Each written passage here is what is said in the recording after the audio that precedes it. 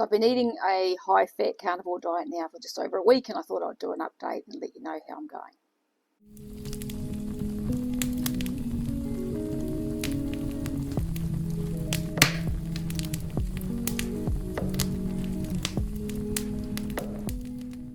Hi there, my name is Sue. If you haven't visited my channel before, I've been on a carnivore diet for about 21 months, and I've just started eating a high-fat carnivore diet. So what I mean by high-fat is I'm aiming to get 80% of my calories from fat, and this little bit of hair is annoying me, and 20% of my calories from protein. So that's quite different to what I've been doing. I've actually been eating quite high protein most of the time since I started on the carnivore diet. And I mean, what I found was that eating high protein has had benefits. I put on quite a lot of muscle initially and got a lot stronger. But what I've been finding is that I've been losing weight really slow, and I've been stalled for ages. I actually regained a little bit of weight just recently. And if you go back and have a look at some of my recent videos, hubby and I both went and had our thyroid levels checked just in the last few weeks, and my thyroid is definitely still low. His is as well, but mine more so, and I think my thyroid's been low like forever basically. So that's something that I'm trying to correct, and that I was hoping that carnivore might correct. Now, from the experience of people that have been doing this for a long time, like Kelly Hogan and Amber O'Hearn, what they found is that with a lot of women like myself who are postmenopausal and have had very broken metabolisms for a very long time, quite often it requires doing higher fat and lower protein to get our bodies to kind of heal properly and get our thyroids healed, get our hormone levels to kind of sort themselves out, and insulin as well, and start getting some weight off. So I thought I'd experiment with that and see how I go. Now, I've been getting lots of comments and questions in on my last couple of videos where I've said that I was doing this, and I get people that say, why would you do that? Why do you want to eat all that fat and da da da, and that fat's going to make you fat and blah. But that's the thing, is the experience of a lot of people who've done this says otherwise. And so for me, I'm all too willing to experiment on myself and see if I can get something to change, because if I'm not getting the change and the results that I want to get, then why would I stay doing what I'm doing? This isn't going to cause me any harm. It's not going to cause me any problems, apart from having to run to the loo every now and then. But so far, the results have been positive. So if you haven't watched my earlier videos, if you go back, you'll see my digestive system has been an issue pretty much all my life. And prior to coming on to carnivore, had really IBS diarrhea that had been there for a long, long time, and that was really getting worse and impacting my life. Now, through my carnivore journey, it's taken a long time to get my gut to kind of start to resolve, and I had to end up focusing on SIBO, or small intestinal bacterial overgrowth, to do that. If you want to know more about that, go back and watch some of my prior videos about my gut health, and you'll see what I've done. So my gut has been really pretty good. My bowel has been good. I haven't had diarrhea for months, but in this last week, with increasing my fat, that's changed it just a little bit. So what I've been finding is that in the mornings, I will have breakfast. So I get up and I have breakfast in the morning, and I might have, a lamb chop and some butter, or some butter mayo, or some beef fat mayo, and I'm good for a couple of hours. So I feel good when I get up, and then I'm good for a couple of hours, and then I start feeling not so good. And so I've had quite a few days where I've been back and forth to the toilet, not with diarrhea, but just really loose bowel. And then I get nauseous. And so yesterday I was working on a client, and this was about probably 11:30, and I had to get a tissue, put some peppermint oil on it, and sit there and inhale it, because I was feeling like I was going to vomit. And so what I find is that with a bit of time, that settles. And so I've been eating my lunch later in the day, and that settles, and then I'm fine. So I'll have another 3 meals after that, and I'm fine. And I wake up in the morning and I'm fine. And what I'm finding is that my blood glucose is really steady. So my fasting glucose was sitting around 6.5 when I wake up in the morning, and now it's about 5.0, 5.1 when I wake up. and my glucose all day. So I've been testing it multiple times. I've been testing it, several times after meals to see what it's doing. And what I find is quite often after I've eaten, my blood glucose actually goes down. So it'll go down to 4.8, 4.9, and then later on it'll come back up and it'll sit around 5.0, 5.1. The highest has been 5.4.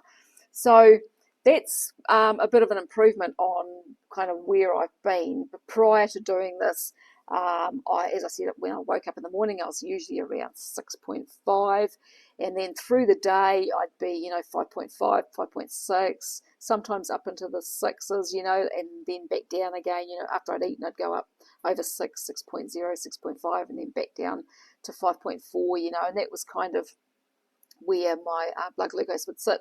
So getting down to 4.8, 4.9 has been quite interesting, especially so quickly, and finding my glucose is so steady.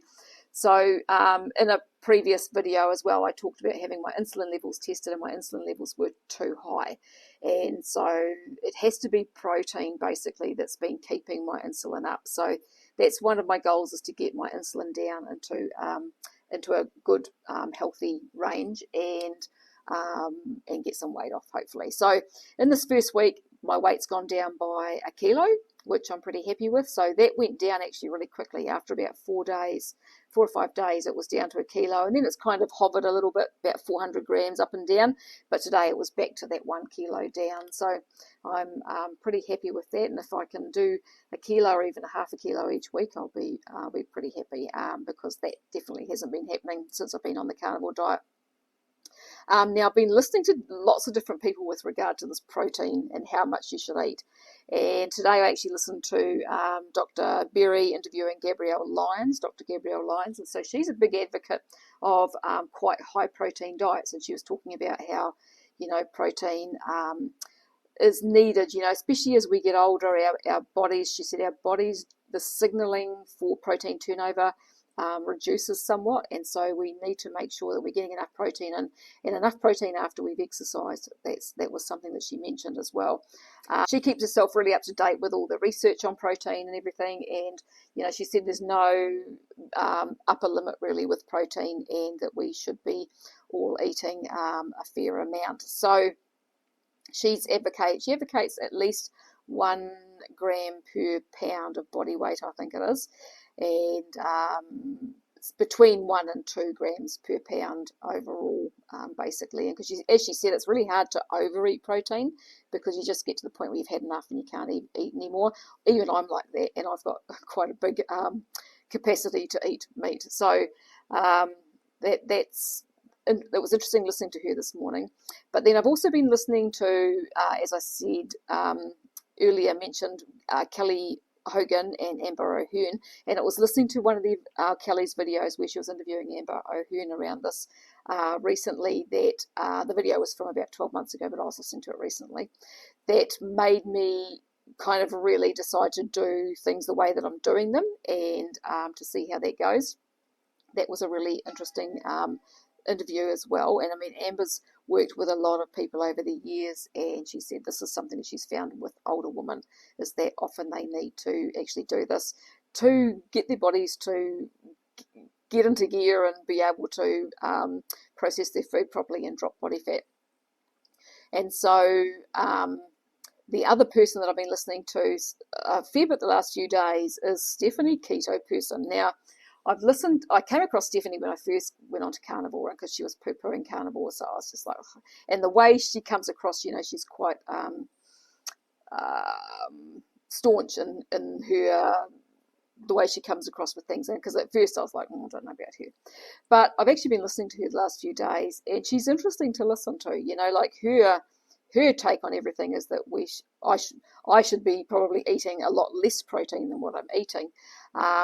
And I'm not sure about whether that's correct or not. I mean, it certainly seems to work for her. She also has worked with a lot of people over the years, but she's also never had any real health issues or body physique issues herself. So she went on to keto originally because her mum had brain cancer, and so she was fit and healthy. She was a skater, like skateboarder or something. She's always been really fit and healthy, and so I kind of, I pay attention to that with people, because if people have come from a place where their health has been bad and turned that around, then they have understanding of how to do that.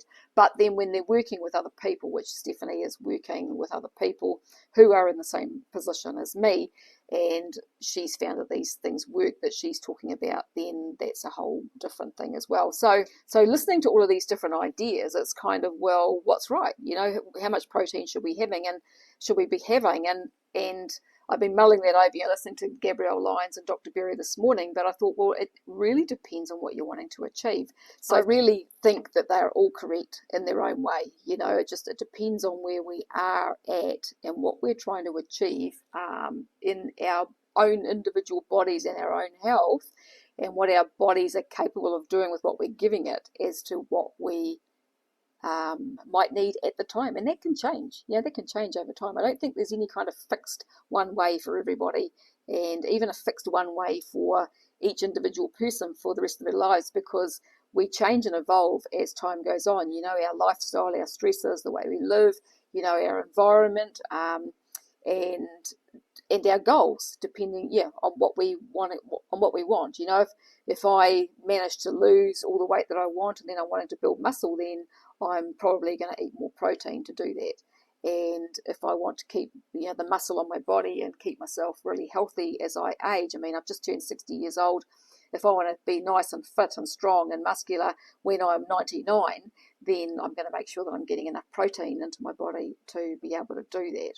So for me, as I said, I've been doing really quite high protein since starting on Carnivore almost 2 years ago. And while I've had really quite good benefits, getting some things resolved in my body, and definitely feeling a lot better, things still aren't anywhere near where I want them to be. And so to try something else, to me, makes sense. So I am trying Kelly Hogan and Amber O'Hearn's idea, with doing the 80-20, and I'm going to do that for a while and see how that goes. If that works for me, I'll keep doing it for as long as I need to. But my goal would be eventually to get back to a higher protein diet, because I think that Gabrielle Lyons has a valid case with people needing more protein, especially as they age, to keep the density of their muscle and the quality of their muscle higher.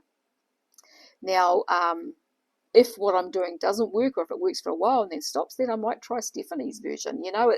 It's experimenting and finding out basically what works for you, because to keep doing the same thing again and again and expecting a different result is the sign of madness, so they say. And I've been there a lot over the years. But the one thing that I have always been is willing to try things and being open to change and experimenting. And so that's where I'm at, is, try this, see how it goes. And I will tell you exactly what's happening with me on here. So if you've got any comments or questions about what I'm doing, please pop those below. If you like this video, if you like this content and are interested in what I'm doing, make sure to subscribe. Please like and share this video if you feel so inclined. That really helps to support my channel. And I thank you very much for watching this, and I will talk to you again another day. Bye for now.